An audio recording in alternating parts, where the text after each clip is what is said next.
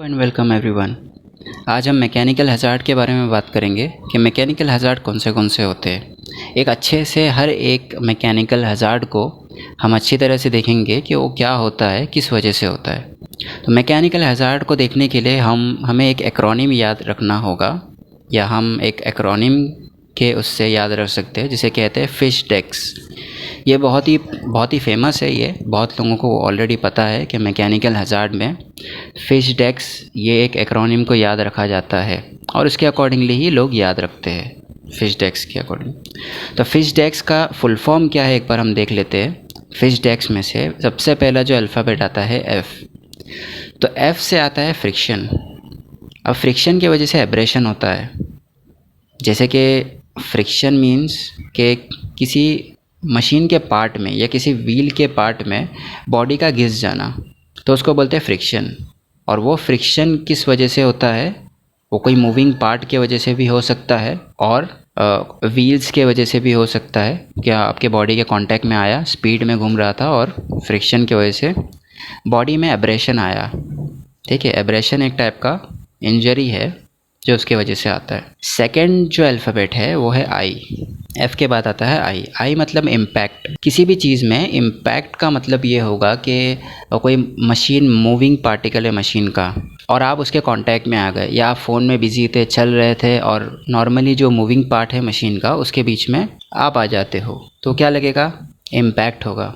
यानी इम्पैक्ट मतलब किसी भी मशीन के पार्ट का आपके बॉडी से टकरा जाना या ज़ोर से लगना, जैसे ये एक इम्पैक्ट है ना। तो इम्पैक्ट क्या करता है? फोर्स से आपको लगना। उसके बाद आता है एस फॉर आता है शेयरिंग हज़ार्ड। शेयरिंग हज़ार्ड क्या होता है? किसी भी पार्ट का, किसी भी एक मशीनरी यानी दो मशीनरी पार्ट का एक दूसरे के ऑपोजिट डायरेक्शन में जाना, या एक स्टेशनरी पार्ट होगा और दूसरा मूविंग पार्ट होगा और उसके बीच में किसी का आ जाना, उसको शेयरिंग बोलते हैं। शेयरिंग हज़ार्ड होगा वो। जैसे कि आप यहाँ पे देख सकते हो कि यहाँ पे एक रेलवे इंसिडेंट है। ये एक्सीडेंट में आप देख सकते हो कि किस तरीके से प्लेटफॉर्म जो है वो एक स्टेशनरी पार्ट है और जो ट्रेन है वो एक मूविंग पार्ट है, और वो मूव कर रहा है और उसके बीच में एक बंदा आ गया। तो ये क्या होता है? शेयर होना। ठीक है, तो ये शेयरिंग हज़ार्ड है जो एस से आता है। फ़िश के उसमें, फ़िश के पार्ट में एस हमारा हो गया। बाद में आता है एच। एच का मतलब हाई प्रेशर इंजेक्शन। इस इमेज में आप देख सकते हो, इस सीन में आप देख सकते हो कि एक पर्सन यहाँ पे मशीनरी के ऊपर वर्क कर रहा है और एक अचानक से वो उड़ जाता है। तो क्या होता है? प्रेशर की वजह से होता है। जो भी कंप्रेस्ड गैस या प्रेशर प्लांट जो भी होगा उसके वजह से होता है ये। उसके वजह से क्या होगा, यानी जो प्रेशर अगर रिलीज़ होता है तो आपको उड़ा देगा वो। तो हाई प्रेशर इंजेक्शन इसे कहते हैं। तो ये एच से आता है, यानी हमारा फिश कंप्लीट हो गया। FISH कंप्लीट हो गया। अब आता है DECCS। डी से सबसे पहले आएगा, डी अल्फ़ाबेट से सबसे पहले आएगा ड्राइंग इन। ड्राइंग इन मतलब अंदर की तरफ खींच लेना या अंदर की तरफ आ जाना। तो ड्राइंग इन में आप यहाँ पे देख सकते हैं कि दो मूविंग पार्ट है, दो मूविंग मशीन है, मशीन के दो व्हील्स जैसे है, और वो अंदर की तरफ रोटेट होते हैं, बीच में से अंदर की तरफ रोटेट होता है। तो वो कोई भी पार्ट होगा, कोई भी मटेरियल होगा, उसको अंदर की तरफ ले लेगा। ड्राइंग इन इसे कहेंगे। इसका एक एग्जांपल ये है, यहाँ पे आप देख सकते हैं कि मशीन पे हाथ रखा हुआ है और अंदर चला गया आदमी। सिर्फ हाथ रखा है, बस वो रोटेट हो रहा था और अंदर चला गया आदमी। ठीक है, सिर्फ हाथ रखने से। तो वो क्या है कि वो उसके प्रेशर को, उसके फोर्स को वो जज नहीं कर पाया और उसने हाथ रख दिया और वो मशीन ने अंदर खींच लिया उसको। तो डी से आता है ड्राइंग इन। फिर आता है ई से एंटेंगलमेंट। एंटेंगलमेंट मतलब एंटेंगलमेंट का मतलब दो या एक मूविंग पार्ट में किसी चीज़ का रोटेट होके एंटेंगल हो जाना, एंटेंगल जिसे कहते हैं। जैसे कि सेफ्टी का एक रूल होता है कोई भी कंपनी में कि आपको लूज़ कपड़े नहीं पहनने हैं या बाल को खुला नहीं छोड़ना है। अगर आपके बड़े बाल है तो बाल को खुला नहीं छोड़ना है। तो क्या होगा उससे, अगर वो आप कोई मशीन के कांटेक्ट में आते हो रोटेटिंग पार्ट के, तो आपको एंटेंगलमेंट हज़ार्ड से ख़तरा हो सकता है, रिस्क होगा वहाँ पे। तो एंटेंगलमेंट में ये एक अच्छा एग्जांपल है। अब यहाँ पे देख सकते हो कि ये आदमी अंदर की तरफ जा रहा है।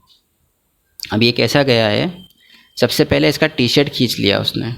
ठीक है, और इसके बाद भी, इसके निकलने के बाद भी टी शर्ट घूम रहा है। उसका मतलब क्या, वो रोटेटिंग पार्ट में टी शर्ट उसका रोटेट हो गया, अंदर घूम गया, एंटेंगल हो गया, ठीक है, जिसकी वजह से इसका ये, अभी ये सेम चीज़ कपड़े पे हुआ है, ये सेम चीज़ बाल पे भी हो सकता था अगर लंबे बाल होते, ऐसा कुछ, ठीक है। तो ये एंटेंगलमेंट हज़ार्ड है। उसके बाद आता है कटिंग।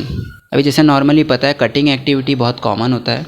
कटिंग की कैसे होता है, कटिंग कोई एक शार्प एजेस वाले किसी मटेरियल को, या व्हील होगा शार्प एजेस वाला, तो उससे अगर कुछ कटिंग चल रहा है मेटल का या वुड का नॉर्मली होता है, तो वो कटिंग से क्या हो सकता है, कट हो सकता है। मतलब उसमें बॉडी पार्ट एम्प्यूटेशन भी हो सकता है, यानी हैंड्स, लेग्स, ये भी हो सकता है। छोटा सा कट भी आ सकता है, बड़ा एम्प्यूटेशन भी हो सकता है। तो ये कटिंग हज़ार्ड है। इसके बाद आता है क्रशिंग। दूसरा सी से आता है क्रशिंग। क्रशिंग का मतलब कोई भी दो पार्ट के अंदर क्रश हो जाना, कोई भी मशीन के दो पार्ट्स के बीच में क्रश हो जाना, बीच में आ जाना। जैसे यहाँ पे आप देख सकते हैं कि ये जो लोड, जो शीट्स को कैरी किया जा रहा है क्रेन के थ्रू, वो उसके बीच में, उसके और मशीन के बीच में, यानी उसके और व्हीकल के बीच में एक बंदा खड़ा है, जिसकी वजह से क्या हो रहा है, उसको उठाते वक्त वो शीट एक जगह पे डिसबैलेंस हो जाता है और वो उस पर्सन को क्रश कर देता है, एब्डोमेन को क्रश कर रहा है उसके पर्सन के। तो ये चीज़ को आप देख सकते हो। तो ऐसा होता है क्रशिंग हज़ार्ड। इसका एक एग्जांपल आप ले सकते हैं यहाँ पे, कि जिम में ये बहुत ज़्यादा हैवी लिफ्टिंग कर रहा है, ओके, और क्या हो जाता है, पैर मुड़ जाता है इसका, ठीक है, तो क्या हो गया, क्रश हो गया पूरा पैर। तो ये एक एग्जांपल होगा क्रशिंग का। उसके बाद आता है स्टैबिंग। स्टैबिंग का एक लास्ट एस है हमारा, जो पूरा एक्रोनिम को कंप्लीट करता है।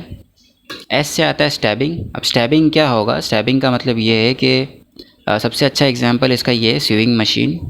स्यूइंग मशीन क्या होता है, आपको ये एक पॉइंटेड चीज़ होता है, पॉइंटेड उसका नीडल होता है, और उसको स्टैब करता है। जैसे साइड में वो कैंगेरू जैसा पंच कर रहा है, उसी तरह से स्टैबिंग भी होता है। स्टैबिंग मतलब पंच करना, ऐसा स्टैब करना। तो ऐसा कोई मूविंग, ऐसे कोई पार्ट होगा मशीन का जो मूव करता है या स्टैब कर सकता है, तो वो आपके हाथ को या कोई भी बॉडी पार्ट को स्टैब कर सकता है। तो ये हमारा मैकेनिकल हज़ार्ड का पूरा एक्रोनिम कंप्लीट करता है। होप आपको समझ में आया होगा। Thank you for watching the video. Thank you so much.